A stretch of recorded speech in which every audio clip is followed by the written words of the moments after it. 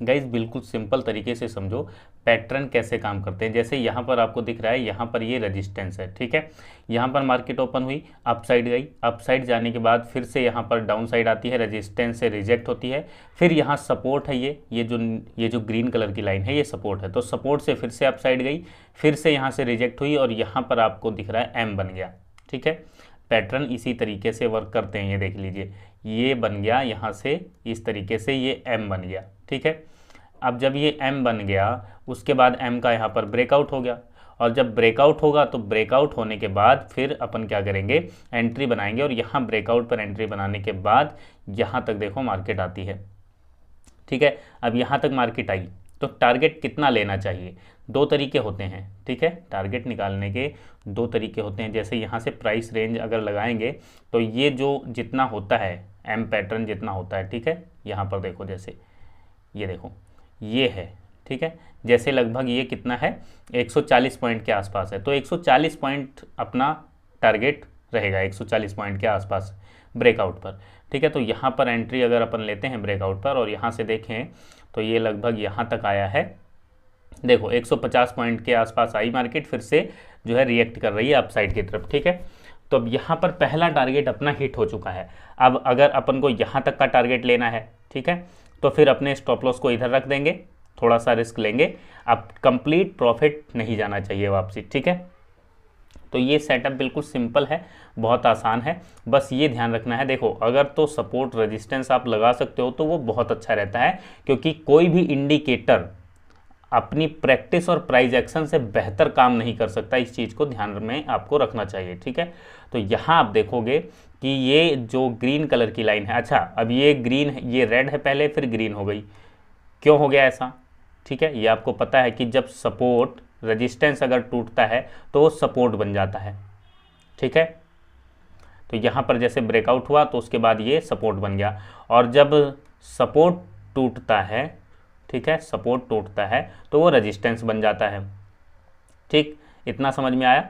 तो बस बिल्कुल सिंपल इसी तरीके से है, ये रेजिस्टेंस है, ये यहाँ पर देखोगे तो पहले ये अपना क्या है, ये सपोर्ट के बाद यहाँ पर आप देखोगे ये सपोर्ट टूट गया, अब जब ये सपोर्ट टूट गया तो फिर से ये रेजिस्टेंस हो गया, ठीक है।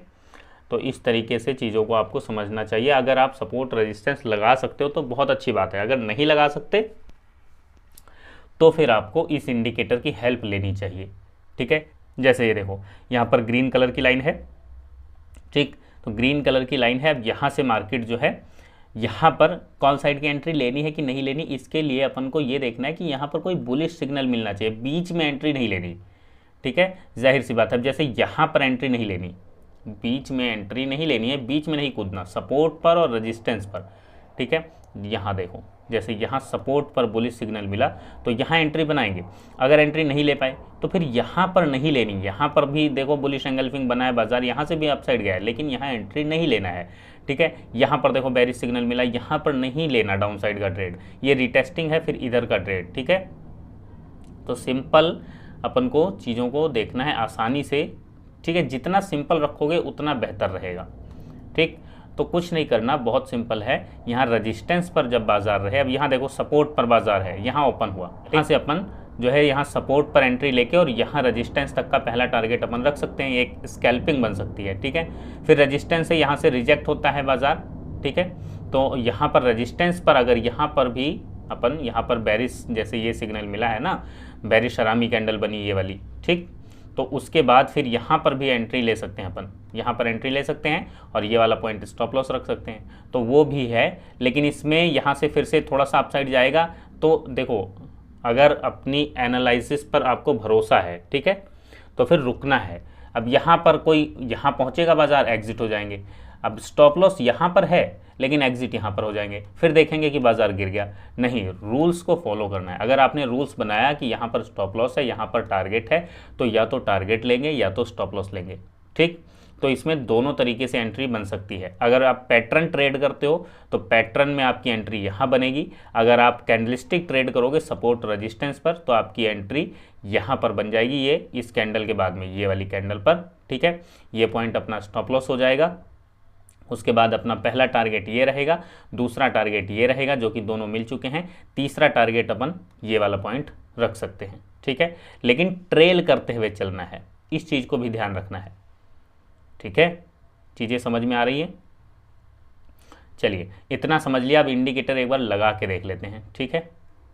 अगर सिंपल आप प्राइस एक्शन के बेस पर देखोगे तो सपोर्ट आपको यहाँ पर मिल रहा है, ये वाला पॉइंट, ये वाला लेवल जो दिख रहा है ना, ये लेवल आपका सपोर्ट है। प्राइस ये वीक देख रहे हो आप, ये सपोर्ट है, और इंडिकेटर जो है यहाँ पर सपोर्ट बना कर दे रहा है, ठीक। चलिए तो अब यहाँ से इसको एक बार रिमूव कर दें इंडिकेटर को, ठीक है, रिमूव इंडिकेटर, और उसके बाद यहाँ से इंडिकेटर इसको कर देते हैं रिमूव कर दिया। अब देखो फ्रेश चार्ट है अपने सामने, मार्केट लाइव चल रही है, ठीक। अब क्या करना है, बैंक निफ्टी का चार्ट है, 3 मिनट का टाइम फ्रेम यूज़ किया हुआ है, इंडिकेटर के सेक्शन पर अपन को टच करना है। टच करने के बाद यहाँ पर लिखना है सिंपल सपोर्ट, ठीक है। सपोर्ट रेजिस्टेंस के बहुत से तरीके हैं, अगर आप बिल्कुल बिगनर हैं, ठीक है, तो जाहिर सी बात है प्रैक्टिस कीजिए, प्राइस एक्शन पर ज़्यादा काम कीजिए, ठीक है। अगर प्राइस एक्शन पर प्रैक्टिस नहीं करते हो, ये इंडिकेटर हेल्प के लिए है बस, सपोर्ट एंड रेजिस्टेंस, ठीक है। ये लिखोगे तो बहुत सारे आते हैं, लेकिन जो थोड़ा एक्यूरेट काम करता है वो ये ठीक है, सपोर्ट एंड रेजिस्टेंस MTF, ठीक है। ये फ्लक्स चार्ट वाला, एक तो लेक्सल्गो का है, ठीक है, लेक्सल्गो वाला आई थिंक थोड़ा लैगिंग रहता है, लैगिंग तो हर इंडिकेटर होते हैं, लेकिन ये थोड़ा फ्लक्स चार्ट का थोड़ा ज़्यादा ठीक है, तो इस पर क्लिक करेंगे ये लग जाएगा, ठीक है, फ्लक्स चार्ट वाला। चलिए इस पर क्लिक किया, ये लग गया।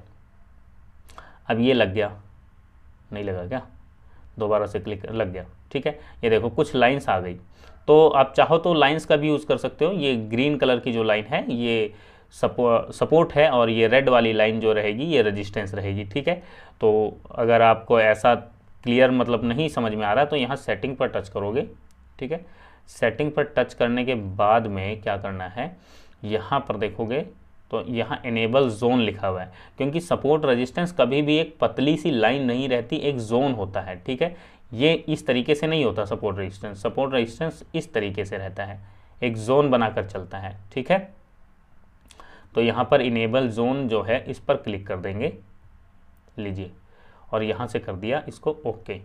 अच्छा यहाँ पर देखोगे नीचे तो टाइम फ्रेम आप देखोगे थोड़ा सा, तो यहाँ देखो चार्ट पर क्लिक है, चार्ट पर रहने देना है, ठीक है, ताकि चार्ट के अकॉर्डिंग ये बना कर दें जो भी टाइम फ्रेम आप यूज़ करोगे।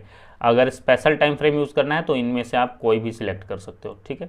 चलिए तो इसको यहाँ से, उसके बाद स्टाइल पर टच करना है, और यहाँ जो लेबल्स लिखा हुआ है इसको जो है अनचेक कर देना है, और यहाँ पर इसको कर देना है ओके, ठीक है। बस अब ये कंप्लीट आपका सेटअप तैयार हो चुका है, मतलब सपोर्ट रेजिस्टेंस लग चुका है, ठीक है, सपोर्ट रेजिस्टेंस ये आपका लग चुका है। चलिए अब सिंपल समझ लो, कॉल साइड की एंट्री के लिए सपोर्ट पर कोई बुलिश सिग्नल, अब यहाँ पर देखो कॉल साइड के लिए ये बन रहा है, ठीक है, लेकिन अपन एंट्री नहीं करेंगे, क्योंकि अपन की एंट्री एक तो यहाँ पर बनी है, एक एंट्री ये वाली बनी है, ठीक है, इस सेटअप के अकॉर्डिंग, ठीक। तो चीज़ों को समझिए सिंपल आसानी से और प्रैक्टिस कीजिए। पर देखो कोई भी इंडिकेटर यूज़ करने के लिए ना प्रैक्टिस सबसे ज़्यादा ज़रूरी होती है, ताकि इंडिकेटर के बिहेवियर को समझ पाएँ, ठीक है। अब ये एंट्री अगर फिल्टर करना चाहते हो, ठीक है, तो एंड स्क्रीन पर वीडियो है, क्योंकि ये जो सेटअप है सिर्फ एक इंडिकेटर का यूज़ किया हुआ है सपोर्ट रेजिस्टेंस के लिए, लेकिन सपोर्ट रेजिस्टेंस में भी एक्यूरेट सिग्नल, एक्यूरेसी अगर आप इंक्रीज़ करना चाहते हो तो आपको एंड स्क्रीन पर ये वाली वीडियो मिल रही है, ठीक है, ये वाली वीडियो आप देख लीजिए, एंड स्क्रीन वाली वीडियो, तो उसमें इसका और इसके साथ में एक इंडिकेटर और यूज़ किया हुआ है, ठीक है। तो वो यूज़ करके आप अगर देखोगे तो एंट्री आपकी काफ़ी ज़्यादा फिल्टर हो जाएगी, ठीक है, तो उससे एक्यूरेसी इंक्रीज़ हो जाएगी। और किसी भी सेटअप का यूज़ करने के लिए कम से कम आप 30 ट्रेड, ठीक है, 30 trade paper trade with 1 lot, ठीक है, 30 ट्रेड 1 लॉट से 1 लॉट, ठीक, पेपर ट्रेड करना है, ये रूल्स है, इसको यूज़ किए बिना, ठीक है, आपको सेटअप का यूज़ नहीं करना है। चलिए उम्मीद है वीडियो आपको समझ आई होगी, जानकारी पसंद आई होगी। वीडियो अच्छी लगी तो लाइक कीजिए, शेयर कीजिए, कोई सवाल है कोई सुझाव है तो वीडियो के नीचे कमेंट कीजिए। टेलीग्राम से जुड़ना है तो टेलीग्राम का लिंक वीडियो के डिस्क्रिप्शन में है। वीडियो देखने के लिए बहुत बहुत धन्यवाद, शुक्रिया।